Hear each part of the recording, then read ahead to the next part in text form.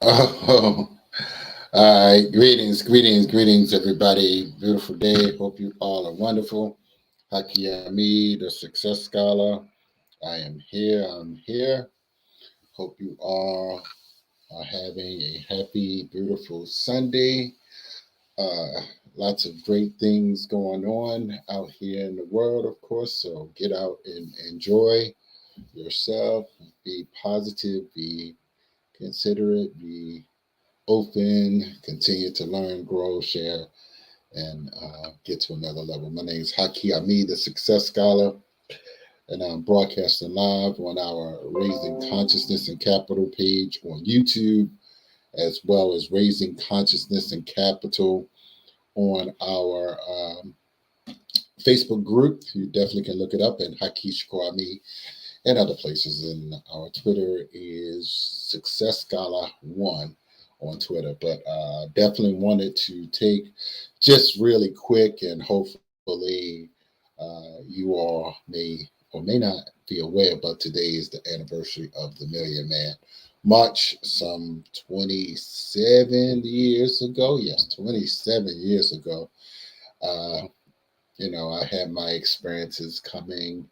I was actually in the Navy, but I came up to spend time with my father, so I was able to go there, rode a train down, and walked up and, really experienced a good time. I had my brother with me, a brother I grew up with, so, he came down with us as well. So it was amazing experience that I had the honor and pleasure to be president, but and I wasn't in Baltimore connected to some of the Baltimore organizing committees at that time. But throughout the years, Baltimore has had a local organizing breakfast and as well as the dinner. But one thing I must say that Baltimore had one of the largest, as a matter of fact, the largest contingency of organizers or contingency going to the Million Man March. So we're very proud of that historic traditions. Thank many of the brothers and sisters that came out, and I don't know if I said that right word. I'm sorry, the constituents. See, I was trying to think, but so we're very excited about the amazing organizing of people like Eartha and the Muhammad's Mosque and here and Doc Cheatham, of course, and who else was it? Pastor. There was a Pastor John. I can't remember his last name, but I know he used to say, "If you ever see a good fight, get in it." But he transitioned a few years ago. But I'm sorry, his name slipped me at this time. But I would hope when we come together like that, we gotta kind of call and reveal these elders' names. So I'm gonna text her that's and make sure she mentioned that. Oh yes, and Sister Eartha. I don't know if I mentioned her, but she was one of the core organizers, as well as Brother Hakeem Muhammad. He was definitely one of the key organizers on the ground doing that. So people came together this morning for the amazing breakfast at the Art Social Club, one of the longest uh, social fraternal clubs in the country. Matter of fact, it's perhaps the largest, if I'm not mistaken. But many people are going strong with that. But I just want to let everybody know. But also, the dinner is tonight at 8 p.m. at the garage. Brother D Chase, and yes, D Chase was around as well during that time. Sister Renee, many other amazing brothers and sisters were present to make that happen. So I, had the opportunity to share. I don't know if I got it in front of me. The National Black Unity newspaper is out. I have an article in there, a full page. Um, I will pull it out, but I'm getting ready to go to a play this morning, so I don't want to get too far into that. But just wanted to give everyone a big applause for coming out, of course, this year, and it's not over. So Definitely for those that are coming this evening, I look forward to seeing you. The 8 p.m. 8 p.m. It's a little late, little dinner reception slash remembrance. I assume that's going to be the remembrance part. But brothers do honor their commitments. And as I was speaking to Brother Edwin Avent, he is the founder of Black Professional Men, but he's also the founder of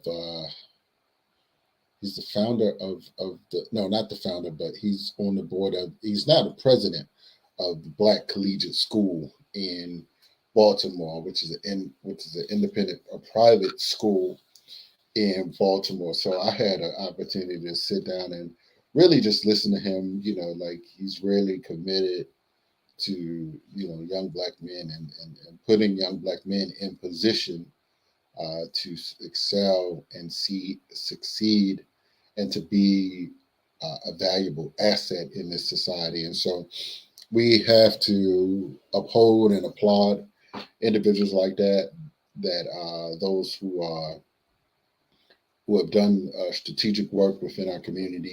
But there's none other more valuable work than assisting young black men.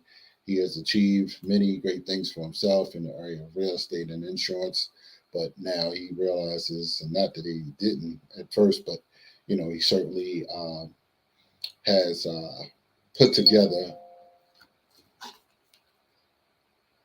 put together a tremendous team to build upon and reach the young minds. And so, we had a good conversation. I was inquiring about school discipline. And, my theory is I think an environmental shift, assists individuals' development. There's something, two things. There's something called a conscious interrupt. Put those two together. Conscious interrupt, meaning you have to sort of shake people consciously in their brain. The learned behavior that people are engaged in. All behavior is learned behavior. So people are engaged in certain activities that they are unconscious about, right? So we have to we got to dig deep within people's unconscious and their subconscious to create different thought processes, and this is where understanding the human uh, mind, how it evolves over time. People evolve based upon their senses, what they see, who they interact with. And I'll just give this example. I was sharing with Brother Edwin, for the first time this year, and I'll just plug, the Teaching Arts Institute. For the first time this year, we took like over 31 young people to on a 10 city state freedom rides, right? So the freedom rides were actually many people know about the 60s, and but even me knowing these things, you don't realize how much oppression that there actually was. For instance, I shared how seeing the actual bus in a museum that Europeans terrorized and threw bombs at people just because they wanted to vote, you know, realizing that there's still to this day different levels of hostility towards Black progress. And so, with that being said, I strive to learn where and when I need to fight, of course. And so, he was Brother Edwin was excited about the work in Tanzania because, and I laid it down. I laid, he's having, for me, interacting with him, both of us having conscious, exchanging different types of consciousness, right?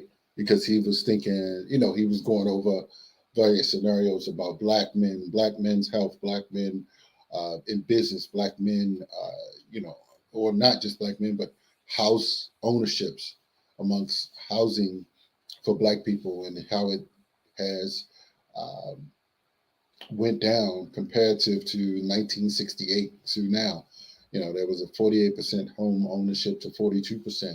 And so what he's reflecting on, he's saying, where should I be going? Where should I attempt to build at? And so, many, for instance, uh, had experiences, and I shared about the W.E.B. Du Bois analogy and how W.E.B. He, for lack of a better word, realized that he didn't feel like he accomplished much here in the United States. I don't want to put words in his mouth, but he didn't feel that he needed to stay in America, right? So that's an interesting, stage that we can reflect on. Many people do not talk about that aspect. They talk about the talented 10th, analogy, which, I mean, I don't know, like that's kind of simplistic of the human condition of understanding. I do believe certainly that there will be some men, like Brother Edwin is a perfect example, for instance, of someone who has academic credentials and, with a conscious intent, attempting to uh, develop an institution to protect Black men, to protect an environment and create a healthy environment that they can develop themselves, that they can pause for a second and to feel loved, nurtured, and to get fed.